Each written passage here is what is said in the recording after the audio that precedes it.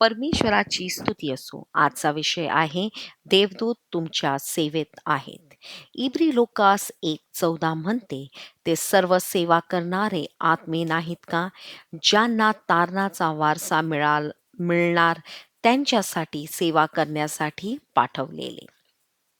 Pastor Chris शिकवतात, देवाचे पुत्र म्हणून तुम्ही कधी एकटे नसता.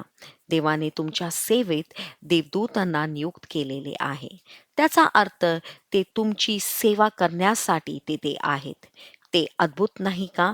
म्हणून जेव्हा तुम्ही येशूच्या नावाने शब्द उच्चारता तेव्हा ते तुमचे देवदूत तुमची घोषणा पूर्ण होण्याची खात्री करण्यासाठी काम करतात.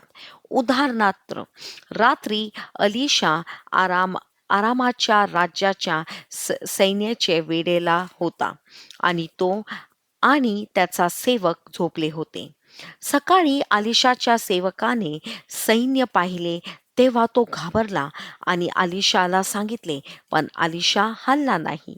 त्याऐवजी केली त्याऐवजी त्याने देवाला त्याच्या सेवकाच्या डोळे उघडण्याची विनंती केली आणि त्याचे डोळे उघडताच त्याने घोडे आणि रथसहन देवदूतांसह एक समूह त्याच्या भोवती पाहिला.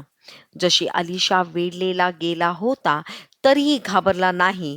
तुम्ही आत्मविश्वासाने चालू शकता आणि येशूच्या नावाने धैर्याने बोलू शकता. तुमचे शब्द प्रत्यक्षात आणण्यासाठी देवदूत तुमची वतीने काम करतील. प्रार्थना.